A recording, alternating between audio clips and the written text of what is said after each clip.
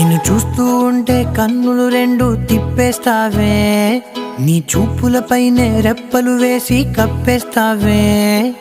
కనిపించని దేవుణ్ణే కన్నార్పక చూస్తావే, కన్నుల ఎదుటే నేనుంటే కాదంటున్నావే.